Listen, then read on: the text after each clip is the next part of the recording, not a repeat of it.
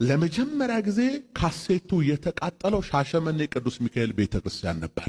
አው በጋሻውም እናቱ ጫት እየበላች እኔ አጠገቤ ቆማ ነው ያየኋት። እሱ ታስሮ መጥቶ ጥቁር ያሉ እናት መቼም እናት ናቸው። እኔ ባለውበት 99% ሙስሊም ነው። ስለዚህ ማንም ሰው ደፍሮ ቀና አይልም። በሜንጫ አንገቱን ነው የምንለው። ጀግና የሆነ ሰው ወይም የመንግስት ስልጣን ፈላጊ ከሆነ ከታጠቀ ኃይል ጋር ነው መግጠም ያለበት፣ ከህፃናት ከአዛውንት። ሰላም ቤተሰቦቼ እንዴት ናችሁ? እኔ ደህና ነኝ እግዚአብሔር ይመስገን። ለእናንተም በያላችሁበት የእግዚአብሔር ሰላም ይስፈንላችሁ። የእናታችን የቅድስት ድንግል ማርያም አማላጅነትም አይለያችሁ አይለይም። ዛሬም አዳዲስ መረጃና ወቅታዊ የሆኑ ጉዳዮችን ለእናንተ ይዤ መጥቻለሁ። ሰሞኑን እንደምናስታውሰው በተለያዩ ገዳማትና አድባራት ማለትም በገዳማውያንና በቤተክርስቲያን አስተዳዳሪዎች፣ በቤተክርስቲያን አገልጋዮች፣ በካህናቶች እንዲሁም በምእመኑ ላይ የደረሰ ጥቃት እያሰብን ነበር። በዛም ሰዓት መናፍቃኖች የኢትዮጵያ ኦርቶዶክስ ተዋሕዶ ቤተክርስቲያን ውስጥ ያሉ አገልጋዮች ላይ ጥፋት መድረሱና መታረዳቸው እንዲሁም መገደላቸው አስደስቷቸው ቪዲዮ እየሰሩ እየለቀቁ ይገኛሉ። ማለትም እነዚህ ቪዲዮ የሰሩ ሰዎች ከኢትዮጵያ ኦርቶዶክስ ተዋሕዶ ቤተክርስቲያን በቃን ብለው የወጡ እንዲሁም የኢትዮጵያ ኦርቶዶክስ ተዋሕዶ ቤተክርስቲያን እውቅናን ያለበሰቻቸው እውቅናን የሰጠቻቸው ሰዎች ናቸው። ከነዛ ሰዎች መካከል ጫፍ ላይ ያሳዩዋችሁ ቪዲዮ አንዱ በጋሻው ነው። የካህናቶች መታረድና የካህናቶች መገደል አስደስቶታል ለካ ብለን እኛም እንድንገረም የኢትዮጵያ ኦርቶዶክስ ተዋሕዶ ቤተክርስቲያን እጅ የነከሰ ሰው አንድ ሰው አግኝተናል። እውቅናን የሰጠችው የኢትዮጵያ ኦርቶዶክስ ተዋሕዶ ቤተክርስቲያን ፍምስናም ፌመስ እንዲሆን ያደረገችው የኢትዮጵያ ኦርቶዶክስ ተዋሕዶ ቤተክርስቲያን ፊደል ቀርጻ እንዲማር ያደረገችው ወንጌልን እንዲያውቅ ያደረገችው የኢትዮጵያ ኦርቶዶክስ ተዋሕዶ ቤተክርስቲያን ነች። ስለዚህ ዳቦ ባጎረስኩ እጄን ተነከስኩ የሆነችበት ቤተክርስቲያን በእንደዚህ አይነት መልኩ ካህኖቿና አገልጋዮቿ ሲታረዱና ሲገደሉ የደስታ ምንጩን ለህዝብ በአደባባይ ላይ የመሰከረበት ቪዲዮ አለ እና ሌሎች ቪዲዮዎች አሉ። እነሱን ሀሳባችን እየሰጠን በደንብ የምናያቸው ይሆናሉ። ወደ መጀመሪያው ቪዲዮ ወስዳችኋለሁ። ከዛ በፊት ግን ላይክ፣ ሼር፣ ሰብስክራይብ ማድረጋቸው አይረሳ። ሰብስክራይብ ለምንድን ነው የማታደርጉት? አሁን አድርጉ። ቤተሰቦቼ ወደ መጀመሪያው ቪዲዮ ከመሄዳችን በፊት እስኪ አንድ ቪዲዮ ላሳያችሁ። ከአሁን በፊት በጣም መነጋገሪያ የሆነ በሰይፉ ሾው ላይም የቀረበ ወጣት ወንድማችን ነበርና ካሁን በኋላ ዘፈንን ትቼ ወደ ዝማሬ ተቀላቅያለሁ፣ መንፈሳዊ ህይወቴን መታገል እፈልጋለሁ ብሎ ብዙ ነገሮችን ማራመድ የጀመረ ልጅ ነበረ። እስኪ እሱን እንየውና ሐሳባችን እንስጥ። አገልግሎቴን ጨርሼ ወደ ሙያዬ ተመልሻለሁ። ይበቃል ተፍስቁም፣ ይበቃል ተፍስቁም፣ ይበቃል ተፍስቁም፣ ይበቃል ተፍስቁም። ሳክረናል እንዴ ተሳክረናል ወይ ሰው በሰው ደም ላይ ተሳክረናል ወይ ሰው በሰው ደም ላይ። ለሀገር ውስጥና ለሀገር ውጭ የመድረክ ስራዎች ዝግጁ መሆኔን በደስታ እገልጻለሁ። እኔ ጋር የነበረው እውነታ መዝሙርን ለምስጋና ሳይሆን ለመንፈሳዊ ትግል ለመዋል ተዘጋጅቼ የነበረ ቢሆንም ከነበረኝ የቤት ዕጣ እስከ ቤት ዕቃ ተሸጧል። እግዚአብሔር የሰጠን ድምፅ አሁን ለዓለማዊ ዘፈን ሳይሆን ለመንፈሳዊ አገልግሎት ልታውለው ነው ወይንስ? ምክንያቱም ክብር ይበልጣል ክብር። በዚህ አጋጣሚ ቢጃ ኢትዮጵያን እና ሰራተኞቹን ይቅርታ ጠይቃለሁ። የተቸኝ ሰው እኔ የተሸከምኳትን ቀንበር ይሸከማት ወይ ያብዳል ወይ ይክዳል። አሁን ለቅዱስ ሲኖዶስ አቀርበዋል። ሃይማኖት አባት የለም፣ ድራማ ነው። መስቀል ጨብጦ ጸረ መስቀልነት ምንድን ነው? ይሄን ያህል አሁን ላይ የቅዱሳን ስዕላት ይረገጡ፣ ይቀደዱ፣ ይተፋባቸው ነበር። ይህንን ነገር ወደ እናንተ ለማድረስ የተገደድኩበት አጋጣሚ ስላለ ነው። ማለት ከአሁን በፊት ያሳለፍናቸውን ከአሁን በፊትም ከወርቁ ሞላ ጋር እውነት ለመናገር አውርተናል፣ በቲክቶክ አውርተናል፣ በቴሌግራም ዲቴል አውርቼዋለሁ። እኔ ማለት በዚህ ጉዳይ ሳይሆን ዝማሬዎች ውስጥ ስለገባ የኔን መዝሙሮች እንዲለቅልኝ በሱ ሚዲያ ምናምን ነገር ሌሎች ልጆችንም እንዳገናኘው ማለት ሚዲያው ላይ የሚለቅበት ነገር ስለሷ ወደዚህ ለማውራት ፈልጌ ሳይሆን እንደምናስታውሰው ከአሁን በፊት ወርቁ ሞላ ዘፋኝ ነው፣ ባህላዊ ዘፋኝ እንደነበር ነው የምናስታውሰው። ከዛም በኋላም እንግዲህ ዘፈን የሚባል ነገር በቃኝ፣ ገንዘብ አገኘሁት፣ መኪና አገኘሁት፣ ተዝናናሁበት፣ ገንዘብ ረገጥኩት ምናልኩት፣ ከዛን አገኘሁ ተዝናናው ምናምን። ከዛ መጨረሻ ምንድነው? ከክርስቶስ ጋር መገናኘት። መጨረሻ ምንድነው? ሞት። መጨረሻ ምንድነው? ሞቶ መቀበር። ስለዚህ ያ ነገር ከመምጣቱ በፊት ንስሐ ገብቼ ከክርስቶስ ጋር መገናኘት፣ ህይወቴን ንጹህ ማድረግ፣ መንፈሳዊ ትግል መጀመር፣ መንፈሳዊ ህይወቴን ማራመድ እፈልጋለሁ ብሎ በጣም ብዙ ነገሮችን ጀምሮ ነበርና በጣም ስለገረመኝ ነው። እና አሁን እንደምናየው እንግዲህ ሩጫዬን ጨርሻለሁ አለ። መንፈሳዊ አገልግሎቴን ጨርሼ ወደ ሙያዬ ተመልሻለሁ አለ። ለካ የክርስቶስ አገልግሎትም ያልቃል እንዴ? በጣም ስለገረመኝ ነውና ያልቃል ለካ የክርስቶስም አገልግሎት። ሜቢ የወጣበት መንገድ ሊኖር ይችላል ማለት ከዚህ ከአገልግሎቱ በቃይ ብሎ ወደ ሙያው የተመለሰበት ሊኖር ይችላል። እሱንም እንመጣበታለን ሐሳባችን። ግን ከዛም በፊት አሁን ጳጳሶች እንደገና መሳደብ፣ ያን ጊዜ ሊቃነ ጳጳሶች ጋር ተንበርክኮ ይቅርታ አድርጉልኝ እኔ ካሁን በኋላ ከዓለማዊ ወደ መንፈሳዊ ዙር ያለው እያለ አገልግሎት በየመድረኩ እየተጠራም ነበረ።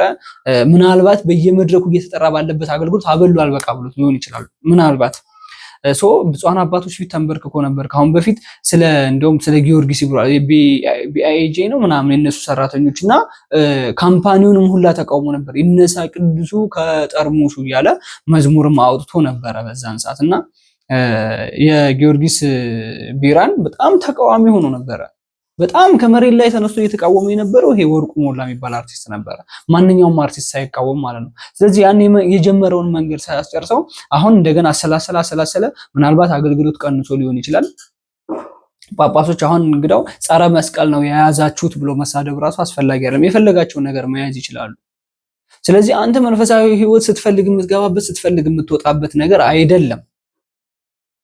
በስሜት የምትመጣበት እዛኛው ዓለማዊ ስራ ላይ ዓለማዊ ስራ ሲቀዘቅዝ ወደ መንፈሳዊ ስራ ደግሞ በዛኛው ስሜ ገኗል፣ በዛኛው ስሜ ታውቋልና ስለዚህ ዓለማዊ ስራው ስለቀዘቀዘብኝ ኮንሰርት ስለቀዘቀዘ ደግሞ ወደ መንፈሳዊ ልግባና መንፈሳዊ ውስጥ ልበጥብጥ ብለህ እንደ መናፍቃኖች ቤተክርስቲያን ውስጥ ያላችሁ ስለ ቤተክርስቲያን እንቆረቆራለን ብላችሁ የምትገቡ ሰዎች ናቸው። በነገራችን ላይ ለቤተክርስቲያን መናፍቅ እየሆናችሁ ያላችሁ። አንዳንድ ጊዜ ትክክል የሆንክበት ነገርም ሊኖር ይችላል፣ የለም ማለት አይደለም። ምናልባት ትክክል ነህ ብዬ ልደግፍህ የቻልኩበት አጋጣሚ ሊኖር ይችላል። ምናልባት አገልግሎት ያለ መጠራት ሊሆን ይችላል። አገልግሎት በማህበር፣ አገልግሎት በደቦ፣ አገልግሎት በጎጥ፣ አገልግሎት በትውቅ ሊሆን ይችላል። እሱ ላይ ትክክል ትሆን ይችላለህ። ግን ያን የተቃወምከውን ነገር ሰማዕቱ ቅዱስ ጊዮርጊስ ሰማዕትነትን ተቀብሎ በጠርሙስ ላይ ነው ያለው፣ ጠርሙስ የትም እየተጣለ ነው፣ ጠርሙስ ሽንት እየሸናበት ነው ብለህ የተቃወምከውን ሰው ሁላ መነጋገሪያ ያደረገውን ሰው ሁላ በሰዓቱ አጠገብ የነበረ ሰው ሁላ እንደገና ብዙዎቹን ያስቀየምከው አንድ ካምፓኒ ነው ይቅርታ ያልከው። ስለዚህ ይሄ ነገር አግባብ ነው? አግባብ አይደለም። እንደገና ሩጫዬን ጨርሻለሁ ወይንም አገልግሎቴን ጨርሻለሁ። ኦኬ ለትንሽ ጊዜ ነበር። ምን ሰራህ ነው? አሁን ቤተክርስቲያን ውስጥ መጣህ፣ ምን ሰራህ? ህዝቡን አራጫው፣ ህዝቡን እርስ በርስ የሆነ ነገር አደረከው። ከዛም በኋላ ወደ ሙያዬ ተመልሻለሁ። ስለዚህ መንፈሳዊ አገልግሎት ላይ ወይ ቀዝቅዞብሃል ወይንም ቼክ የሚያደርግ ሰው ጠፍቷል። ሰው እኮ ከዓለማዊ ነው ወደ መንፈሳዊ የሚመጣው። አሁን እኔ የናፈቀኝ ማንኛው ሚዲያ እንደሆነ ኢንተርቪው የሚያደርግህና ምን አይነት መልስ እንደምትሰጥ ይሄ ነገር ናፍቆኛል። ለምንድን ነው ከዓለማዊ እኮ ወደ መንፈሳዊ ይሄዳል፣ ከዛ ከመንፈሳዊ ወደ ዓለማዊ እንዴት ልትመጣ ቻልክ ብለው ሲጠይቁህ የዛን ጊዜ ምን አይነት መልስ እንደምትሰጥ በጣም ናፈቀኝ በነገራችን ላይ ማለት ነው። ስለዚህ ለካ ይሄ በቃ መሀል ላይ ገብቶ ማወዛገብ በቃ የአርቲስቶች ስራም ሆነ ይሄ ዓለማዊ ስራ በቃኝ፣ በቃ ገንዘብ አገኘው ምን አልኩ ከዛም በኋላ መንፈሳዊ ህይወት ነው መቀላቀል የምፈልገው። በየገዳሙ 3-4 ቀን ዞር አልክ፣ ቪዲዮ እየቀረጽክ ቲክቶክ ላይ ለቀቅ፣ ከዛ ይነሳ ቅዱሱ ከጠርሙስ የሚል መዝሙር ሰራ። ሁለቱ አይጋጭብህም ወይ? ዓለማዊ ዘፈንና መንፈሳዊ ዘፈንና መዝሙር እንደ ዘፋኝ እኮ ኃጢአት መዝፈን ኃጢአት እንደሆነ እኮ መጽሐፍ ቅዱስ ላይ አለ። ሁለቱን እኮ የከፈለውን ካልከፈለው ድብልቅልቅ እያረከው እኮ ነው። ስለዚህ ለአንተ የሚበጅ የትኛው ነው? ዓለማዊ ነው። ዓለማዊ ላይ ምናልባት ገንዘብ ሊኖር ይችላል። ያው ማንም እኮ አልከለከለህም። ከመጀመሪያውም እኮ ማንም ምን አላለህም። ራስህን እኮ መተህ ከጠርሙሱ ላይ ሰማዕቱ ቅዱስ ጊዮርጊስ መነሳት አለበት አስነስተኸዋል ወይ? አላስነሳኸውም። በሰዓቱ ብዙ ድጋፍ አግኝተሃል። እንደገና ያንን ካምፓኒ ይቅርታ መጠየቅ አግባብ ነው ወይ? ኦኬ ነው የተከፈለ ነገር ሊኖር ይችላል አላውቅም።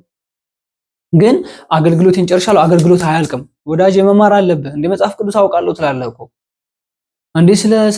ስለ ሰማዕቶቹ በደንብ እኮ እያለቀስክ የተናገርክበት ጊዜ አለ። ስለዚህ አገልግሎት አያልቅም። አገልግሎቴን ጨርሼ ወደ ዓለማዊ ስራ የተመልሻለሁ፣ ወደ ሙያ የተመልሻለሁ። ይሄ ሙያ አይደለም ሲጀመር። ስንት ካንተ በላይ ጸጋ ያላቸው፣ ስንት ካንተ በላይ ቆንጆ ድምጽ ያላቸው አርቲስቶች አሉ። ስለ ቤተክርስቲያናቸው በውስጣቸው እያለቀሱ እየተቆረቆሩ መንፈሳዊም ላይ የሚገኙ ግን ከመንፈሳዊ ዝማሬዎች ጋር የማይነካኩ እነ ቬሮኒካን ማየት ይችላል፣ እነ ያሬድ ነጉ ማየት ይችላል። ስለ ሃይማኖታቸው ይቆረቆራሉ፣ ግን ስራቸው ዓለማዊ ስራ ነው። የሚኖሩበት ነው፣ የሚገለገሉበት፣ የሚጠቀሙበት ስለሆነ ድረስ። ስለዚህ ከአሁን በፊት አብዛኞቻችሁ ታስታውሳላችሁ፣ ሰይፉ ሾው ላይም ቀርቦ ነበረ፣ የተለያዩ ሚዲያዎች ላይም ቀርቦ ነበረ። ይነሳ ቅዱሱ ከጠርሙሱ የሚል መዝሙርም አውጥቶ ነበረ ስለ ሰማዕቱ ስለ ቅዱስ ጊዮርጊስ። በሱ መዝሙር ባወጣበት ጊዜ ብዙ መነጋገሪያ ሆኖ ነበረ።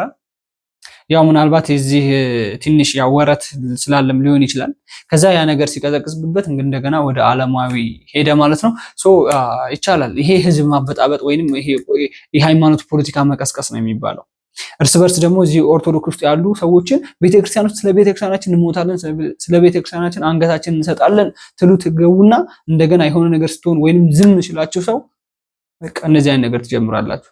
ይሄን ካልኩ ይበቃኛል። ቀጣይ ቪዲዮ ላሳያችሁ እስኪ። በጋሻው እንግዲህ ስለ ኢትዮጵያ ኦርቶዶክስ ተዋሕዶ ቤተክርስቲያን ካህኖች መገደልና መታረድ በጣም እየተሳለቀ ይገኛል። እንመልከተውና ሐሳባችንን እንሰጣለን። ለመጀመሪያ ጊዜ ካሴቱ የተቃጠለው ሻሸመኔ ቅዱስ ሚካኤል ቤተክርስቲያን ነበር። ታስታውሱ ሰዎች፣ ዘመን ጠበቀ፣ እግዚአብሔር ጊዜ ጠበቀ። ሻሸመኔ ለኮሳት። ማንም ሰው አሁን ላይ መስለው ይችላል። አንተ ባሪያው እኮ ነኝ። አሁን ያ ሁሉ ተረስቶ ተጠቃን እንዲሆንን እንዴ አንተ ምን አርገ ነው ባለማህተሞች የታረዱት? አንተ ምን አርገ ነው ቄሱ የታረደው? አንተ ምን አርገ ነው ቤተ መቅደሱ የተለኮሰው በሳት? አንተ ምን አርገ ነው? ወይ አንተ ወይ አባቶች ድሮ ምን አርገው ነው? ሁሌ ተበዳይ አርጎ ራስን ማቅረብ ጠንቋዮች መንግስት ስለሆነ የባለ ውቃቢ የባለ አውሊያ ልጆች የነገሱበት ጊዜ ስለሆነ አዎ በጋሻውም እናቱ ጫት እየበላች እኔ አጠገቤ ቆማን ያየዋት እሱ ታስሮ መጥቶ ጥቁር ያሉ እናት መቼም እናት ናቸው። እንዴት መጣሽ? እንዴት ልጠይቂ መጣሽ? ማን ያለሽ? ጌቱ ምኑ ናቸው ስለው እናቱ ናቸው ምናምን አለኝ። እና በዛ በጥንቆላ እዚህ ጋር አትግባ፣ እዚህ ቤተክርስቲያን ተመለስ የሚሉት እናቱ ማለት ነው። ዲላ ያላችሁ ተናገሩ፣ ወጣ በሉ። ይሄ የጠንቋይ ልጅ ዛሬ በቤተክርስቲያኒቷ ውስጥ ጉሮሮ ላይ ቆሜ ተደብድቤ ታስሬ ተገርፌ ሻሸመኔ ላይ ያንኑላ የክህደት ስብከቶቻቸውን መርዛቸውን አውጥተው አቃጥለው የተሰራውን ዛሬ ቀን ጠብቆ የጴንጤ መንግስት ስለሆነ የብልጽግና ወንጌል መንግስት ስለሆነ ዛሬ በሞቱት ወገኖቻችን እንዲህ ሲል ሰማሁት። እስቲ እንስማው። ቀጥል። ለመጀመሪያ ጊዜ ካሴቱ የተቃጠለው ሻሸመኔ ቅዱስ ሚካኤል ቤተክርስቲያን ታስታውሱ ሰዎች፣ ዘመን ጠበቀ፣ እግዚአብሔር ጊዜ ጠበቀ። ሻሸመኔ ለኮሳት። ማንም ሰው አሁን ላይ መስለው ይችላል። አንተ ባሪያው እኮ ነኝ። አሁን ያ ሁሉ ተረስቶ ተጠቃን እንዲሆንን እንዴ አንተ ምን አርገ ነው ባለማህተሞች የታረዱት? አንተ ምን አርገ ነው? ሌላው ቪዲዮም ይሄንን ይመስላል። ዘመዴም መልስ የመለሰበት አጋጣሚ ይሄንን ይመስላል። በጋሻውም ስለ ኦርቶዶክሳውያን መገደልና ስለ ኦርቶዶክሳውያን መታረድ በእንደዚህ አይነት መልኩ ጊዜ ጠበቀልኝ እያለ የተናገረበት አጋጣሚ አለ። ይችን መድረክም ይችን ጊዜ ማገኘው ብሎ ማለት ነው። በነገራችን ላይ ለአንዳንድ ቤተክርስቲያን ሰዎች ይገባቸዋል እላለሁኝ። ዝም በማለታቸው ይሄው ከቤተክርስቲያን ውስጥ ፈንቅሎ የወጣ ልጅ ቤተክርስቲያንን ገፍቶ ቤተክርስቲያንን ረግጦ የቤተክርስቲያንን ክብር አዋርዶ የወጣ አንድ ወራዳ ሰው እንደዚህ አድርጎ በደንብ እየረገጣቸው ነው። ይገባቸዋል አሉ ለአንዳንድ ሰዎች። ግን ምንም ለማያውቁ ለህዝበ ምእመኑ ምንም ለማያውቅ ከክርስቶስ ጋር እገናኛለሁ እያለ ቤተክርስቲያን ለሚሄድ ለሚጸልዩ ስጋው ደግሞ ለሚቀበለው ህዝብ በጣም ነው የምናዝነው።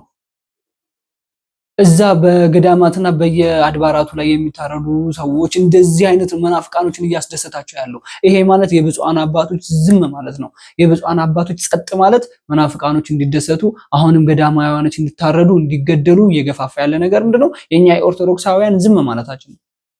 ጸጥ ማለት መግለጫ ብቻ እንደዚህ ይሄን ያህል ሰው ሞቷል ብሎ መግለጫ ብቻ ማውጣታችን። መግለጫው መውጣቱ ምንም የሚጠቅም ነገር የለም። ምንም የሚጠቅመው ነገር ድምጽ መሆን ነው። የሚጠቅመው ነገር ለምን ታረዱ ብሎ መጠየቅ ነው። መግለጫ ማውጣት አይደለም። በነገራችን ላይ ወደ ዋናው ፍሬ ሐሳብ ስመለስ ይሄ ሻሸመኔ ቅዱስ ሚካኤል ቤተ ክርስቲያን ላይ ነው የመጀመሪያ ጊዜ ሲዲ የተቃጠለብኝ ያለው። እዛ የተቃጠለው የሱ ሲዲ ሳይሆን የህዝብ ምዕመኑ ገንዘብ እንደሆነ ማወቅ አለባችሁ። የህዝቡ ገንዘብ ነው እዛ የተቃጠለው። እሱ እዛ የሐሰት ወይንም የመናፍቅ ትምህርት በሲዲ አሳትሞ ስለሄደ ሻሸመኔ ላይ እዛ ሻሸመኔ ላይ እኮ ስለሚወዱት ደግሞ ብዙዎች ሲዲዎች 100% ማለት ይቻላል ገዝተውታል። 100% ማለት ይቻላል ሸጧል እኮ ሲዲውን። ከዛስ እሱ ያ ሲዲ ውስጥ ያለው የመናፍቃን ትምህርት ስለሆነ ከቤተክርስቲያን ለመውጣት እያሸገሸገ ስለሆነ ቤተክርስቲያንን የሚነቅፍ ትምህርት ስለሆነ እያስተማረ የነበረው በዛ ሲዲ ላይ የተጫነው ከቤተክርስቲያን ከኦርቶዶክስ ወንጌል ጋር የተለየ ስለሆነ ከቤተክርስቲያን ሲወጣ ቤተክርስቲያንን ረግጦ ሲወጣ ሲዲውን አቃጠሉት። ትክክል ናቸው። የተቃጠለው እሱ ሲዲ አይደለም። የተቃጠለው የመናፍቃኖች ትምህርት ነው። የተቃጠለው የነሱ ገንዘብ ነው። የኦርቶዶክሳውያን ገንዘብ ከኪሳቸው አውጥተው የገዙት በገንዘባቸው ነው። ያ ገንዘባቸው ነው የተቃጠለው። ሁሉም ሰው አሁን ያልተረዳው ነገር አለ። ተጎዳው ብሎ ምናምን ነገር ነው የሚያወራው። እየሰማችሁ ከሆነ በቃ እኔ ነኝ የተቃጠልኩት፣ እኔ ነኝ የተጎዳሁት፣ ያኔ ሚካኤል ቤተክርስቲያን ላይ ነው ሲዲ የተቃጠለው። ስለዚህ ጊዜ ጠብቃ ሻሸመኔን አነደዳት ወይንም ኦርቶዶክስ እዚህ ያለው ኦርቶዶክስ ታረደ፣ ተቃጠለ እያለ በደስታ ድምጽ ነው እያሰማ ያለው። ያ አይደለም። ብዙ ህዝቦች አምናችሁት ሊሆን ይችላል። ያ አይደለም እውነቱ ያ አይደለም። በጋሻው ከኦርቶዶክስ ሲወጣ ኦርቶዶክስ ነው ረግጦ ኦርቶዶክስ ውስጥ ያለ ገንዘብና ፕሮቴስታንት ውስጥ ያለ ገንዘብ ይለያያል። ምናልባት እዛ በጠገራ ሊሆን ይችላል የሚከፈለው።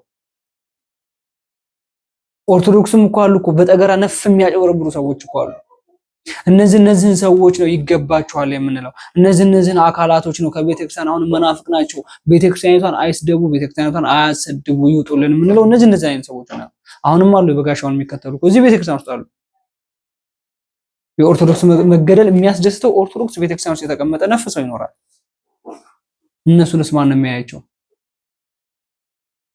አያችሁ፣ ለመናፍቃኖች ደስታ ስንሆን የቤተክርስቲያን አገልጋዮች ዝም ማለት፣ የቤተክርስቲያን አስተዳዳሪዎች ዝም ማለት የህዝበ ምዕመኑ መሞት እያስደሰታችሁ ነው ማለት ነው።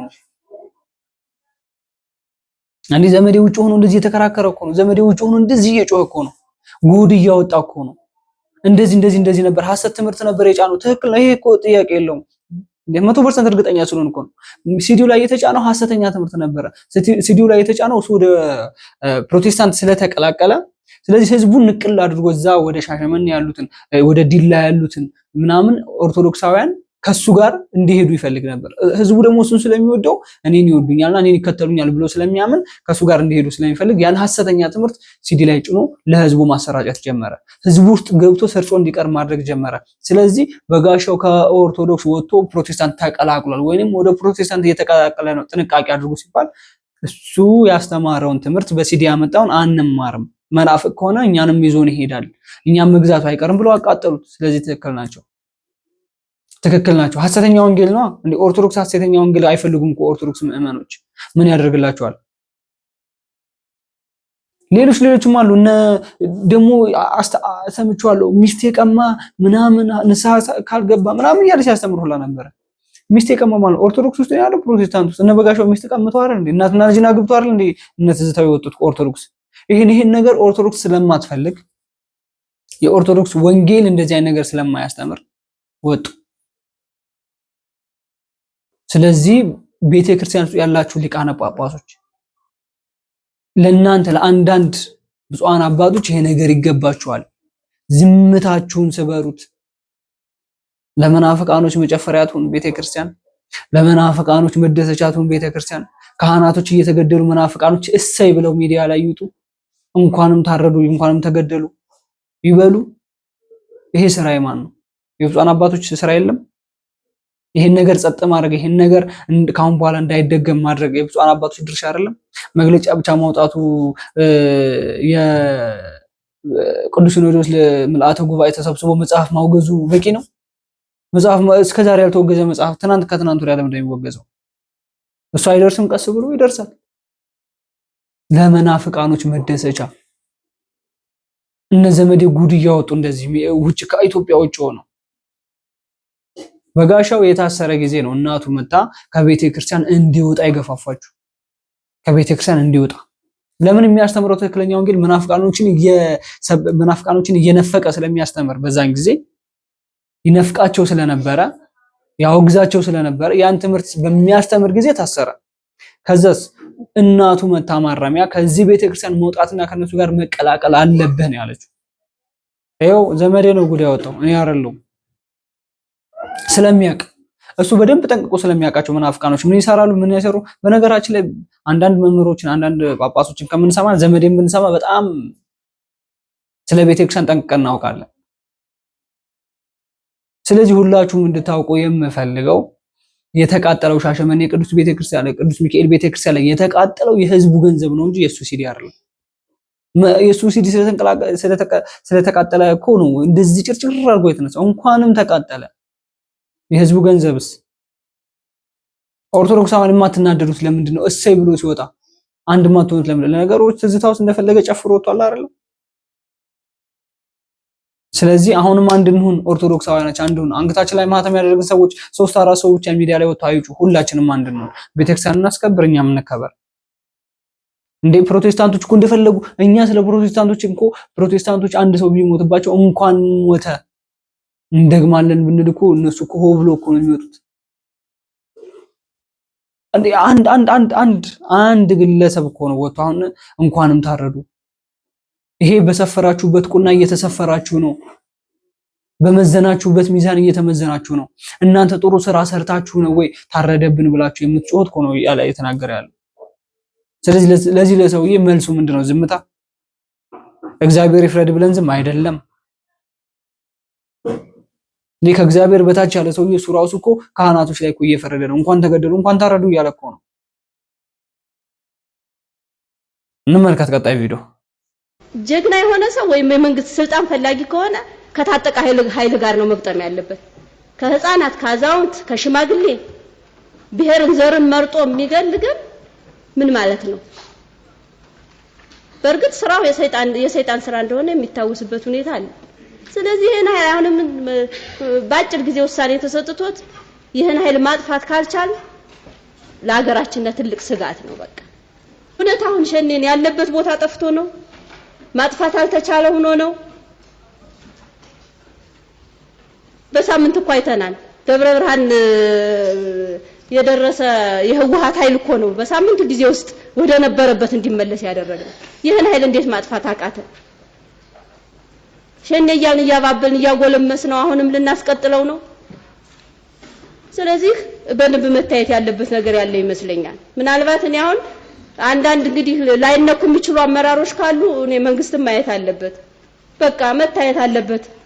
ህዝቡ እስኪያልቅ ነው። ህዝቡ ሲያልቅ እኮ ወደኛ ይመጣል። እኛ እኮ አሁን እንዳለን መቁጠር ያለብን አይመስለኝም። ምናልባት ይሄን እውነታ ስለተናገረች ነገ ከነገ ወዲያ እስራት ሊገጥማት ይችላል። ሴትዮ ማለት ካለው ሁኔታ አንፃር መብትህን ስትናገር ዝም ስለምትባል መብትና ግዴታን እያወቅ ስላልሆነ ማለት ነው። የተናገረችውም ትክክል ነው። ስልጣን ፈላጊ ከሆነ ከታጠቀ ኃይል ጋር ነው እንጂ ከቤተክርስቲያን አባቶች ጋር፣ ከህፃናት ጋር፣ ከአዛውንቶች ጋር ምን አይነት ነገር ነው እያለች የተናገረችው ሶ ትክክል ነች። በነገራችን ላይ አሁን ላይ ያሉ ባለስልጣኖች በቁማቸው እየቆሙ ወይም እየኖሩ እንዳልሆነ ማወቅ አለባቸው። በቁማቸው እንደሞቱ ማወቅ አለባቸው። ለምን ከህፃናት ጋር የሚዋጋ አካል አስቀምጦ ህፃናትን የሚገርም ትናንትና ብፁዕ አባታችን አቡነ ይስሐቅ ሄደው ሆስፒታል የጠየቁት ህፃን እናቱንም አባቱንም ያጣ ህፃን በታጣቂ ኃይሎች እንደዛ የተደረገ እንዳይናገር ተደርጎ የተወጋ የጠመንጃ የጥይት ፍንጥርጣሪ ያረፈበት አሁን ነገ የሱ ድርሻው ምንድነው? ጣፋንታው ምንድነው?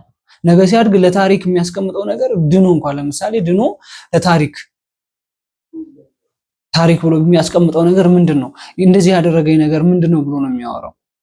ነገ ይህች ሀገር የምኖርባት ሀገር ትናንትና እንደዚህ አድርጋኛለች ብሎ አልፎ ምን አይነት አሻራ ነው የሚያስቀምጠው? ምን አይነት አመለካከት ነው የሚኖረው ነው?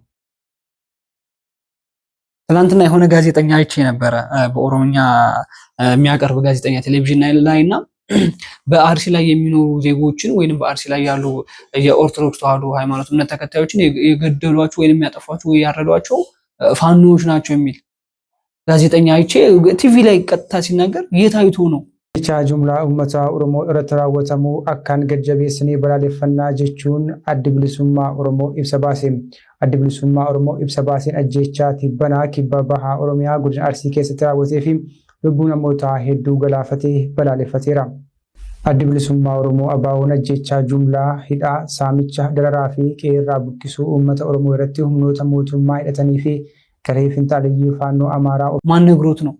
እኔ በጣም ነው የገረመኝ። የአንዱን ስም ለማጠልሸት የአንዱን ስም ለማጽደቅ የእውነት ይሄን ነገር እሱ ነው ያደረገው። ከሆነ ሁሉም ሰው ያወግዘዋል። ህፃናትና ቤተክርስቲያን ላይ ማንኛውም አካል ጥቃት የሚያደርስ ይወገዛል። ቤተክርስቲያኒቷ ለምን የሀገር ባለውለታ ነች? ስለ ሀገር እኮ ነው የምትጸልየው። ቤተክርስቲያኒቷ ስለ ህዝብ ነው የምትጸልየው። እንደዚህ አይነት ሰዎች ነው አሁን እየተፈራ ያለው። እንደዚህ አይነት ጋዜጠኞች ጭምር እከሌ ነው ያጠፋቸው፣ እከሌ ነው ቤተክርስቲያን ያቀጠለው፣ እከሌ ነው ያረደው። የታይቶ ነው ሄዶ ነበር ቦታው ላይ ማህበረ ቅዱሳን በስልክ ደውሎ ምንድነው የተፈጠረው? ስንት ሰው ሞተ? ቤተክርስቲያኑ እንዴት ነው? ምን ጉዳይ ላይ ነው ያለው? ተብሎ እኮ የጫነውን እንዲወርድ የተደረገበት ጊዜ ላይ እንዲወርድ ትክክለኛውን መረጃ የጫነው ማህበረ ቅዱሳን ስለ ኦርቶዶክስ ተዋህዶ ቤተክርስቲያን የሚመለከተው ማህበረ ቅዱሳን የጫነው ቪዲዮ ከዛ ከጫነው ዩቲዩብ ላይ እንዲወርድ ተገዶ እንደዚህ አይነት ጋዜጠኛ ደግሞ ሚዲያ ላይ ወጥቶ ከሌ ነው የገደላችሁ፣ ፋኖ ነው የገደላችሁ ብሎ የሚናገርበት ጊዜ የታይቶ ነው? ለምንድን ነው ሸኔ ነው ያደረገ ያላለው? ለምን አላለም? አያችሁ፣ አሁን መከፋፈል የሚባለው በብሔር መከፋፈል ወይ ተከፍሎት ሊሆን ይችላል። ስለዚህ ይሄ ነገር አለን፣ ይሄ ደረጃ ላይ ነው የደረስነው፣ እዚህ ቦታ ላይ ነው የደረስነው። እቺ ልጅ ምናልባት ስለተናገረች ነገ ከነገ ወዲያ ልትታሰር ትችላለች። እሷም ጥቁር ለብሳ ነው ፓርላማ ላይ የተገኘችው። የኦርቶዶክስ መሞ ስለቆረቆራት፣ የህዝቧ መገፋት፣ የህዝቧ መገደል፣ መታረዱ ስለቆረቆራት መንግስት ፊት እንደዚህ አይነት ነገር የተናገረችው። እኛ ባለስልጣኖች ሞተናል በቁማችን ያለችው ትክክል ነች። ራሷ ከተናገረች እኛም ደግመን እንመሰክራለን። ዝምታው በዝቷል። ዝምታው ስለበዛ የቤተክርስቲያን አባቶችም ባለስልጣኖችም ስለ ቤተክርስቲያን የሚመለከታቸው ስለሌላ እምነትም የሚመለከታቸው ስለሀገራቸው የሚመለከታቸው የራሳቸውን አጀንዳ ብቻ ነው እያራመዱ ያሉት። ህዝቡ ጋር ደርሰን በመነጋገሪያ ነው ህዝቡን በመናተራምጠው ህዝቡን በመናራጨው ይሄ ነገር ብቻ ነው እየደረሰ ያለው።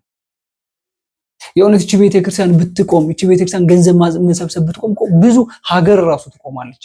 ብዙ ምዕመን ይቆማል። ብዙ ምዕመን ጎዳና ይወጣል። ብዙአን አባቶች ከዚህ ሀገር ለቀው ወደ ውጭ ሀገር ይሄዳሉ። የግነት ያላቸው ሰዎች እቺ ቤተክርስቲያን ብትቆም፣ ህዝብ ምዕመኑ መስጠት ቢያቆም ማለት ነው። ስለዚህ አሁንም ቢሆን አስቡበት፣ ባለስልጣኖችም አስቡበት። እንዲመለከታችኋል እኮ ቢያንስ እኮ ከቤተ ክርስቲያን የሚመጣ ገንዘብ ዞሮ እናንተ እጅ ላይ ማረፉ አይቀርም። ይሆን አሻራው በእናንተ ላይ ነው የሚያርፈው። በቤተ ክርስቲያን ገንዘብ የእናንተ ህንፃ ወይንም የእናንተ ቢሮ አልተሰራም፣ በደንብ ተሰርቷል። የእናንተ የምትኖሩበት እናንተ የምትቀመጡበት ወንበር ላይ የቤተ ክርስቲያን ድርሻ የለበትም? አለበት፣ ጥያቄ የለውም። ስለዚህ አሁን የኦርቶዶክስ ገዳዮች እነማን ናቸው? እንመልከታቸው። ቃል በቃል የተናገሩት ነገር ስላለ እኔ ባለውበት 99% ሙስሊም ነው። ስለዚህ ማንም ሰው ደፍሮ ቀና አይልም። በሜንጫ አንገቱን ነው የምንለው። ኦሮሚያ ምድር ላይ ኦርቶዶክስ መኖር አልቻለም። ይህን በገዛ አንደበቱ የተናገረበት ጊዜ ነው። እንግዲህ ምን አይነት መልስ እንዳላችሁ አናውቅም። ራሱ 99% እኔ በምኖርበት ቦታ ላይ እስልምና እምነት ተከታዮች ናቸው። ስለዚህ ቀና ብሎ እስልምናን የሚናገር ካለ ቀና ብሎ የሚያይ ካለ አፍንጫውን እንለዋለን። እኔ አይደለም የተናገርኩት፣ ያው ጀዋር መሐመድ ቃል በቃል። ስለዚህ ገዳዮቻችን ማን ናቸው? ትናንትና በሰራሁት ቪዲዮ ላይ የእስልምና እምነት ተከታዮች ናቸው። ይሄ ጥያቄ የለውም፣ ግልጽ ነው። ኦሮሚያ ምድር ላይ ኦርቶዶክስ መኖር አልቻለም? አዎ መኖር አልቻለም። ኦሮሚያ ላይ ነው እየተገደለ ያለው ኦርቶዶክስ ምዕመን ቤተክርስቲያን እየፈረሰች ያለው ኦሮሚያ ክልል ላይ ነው። ኦርቶዶክሳውያን ካህናቶች፣ አገልጋይ ቤተክርስቲያን አገልጋይ ካህናቶች፣ ቤተክርስቲያን አስተዳዳሪዎች እየተገፉ ያሉት ኦሮሚያ ክልል ላይ ነው። ጥያቄ የለውም ይሄ።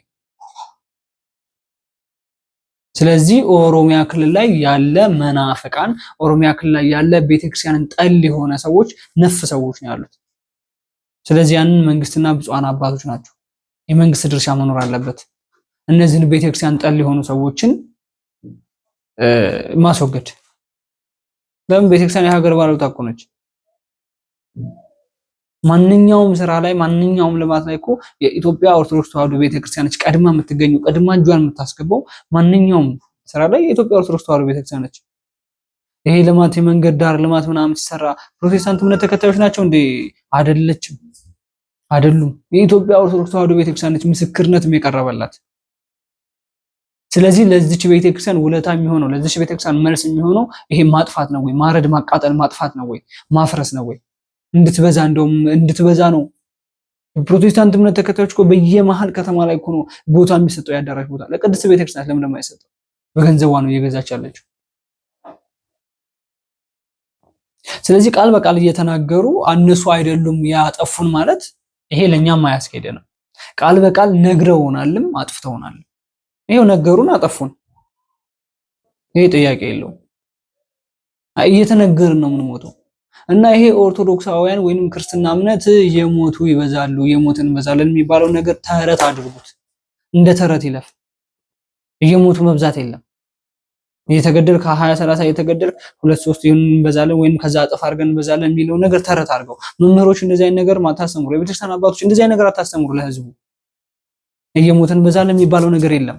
ክርስቲያን ንብ እንጂ ዝንብ አይደለም የሚባለው ነገር ተው፣ ተረት ነው። ከሞትክ ሞትክ ነው። ከየት መተህ ነው የምትበዛው? እንዳትበዛ እኮ ነው የምትገደለው አይደል? ስለዚህ ኦርቶዶክሳውያን አሁንም ቢሆን በቅድስት ቤተክርስቲያናችንና በህዝበ ምእመናችን ላይ በደንብ አድርገን እንስራ። ብፁዓን አባቶች ዝምታችሁን ስበሩ፣ ዝም አትበሉ።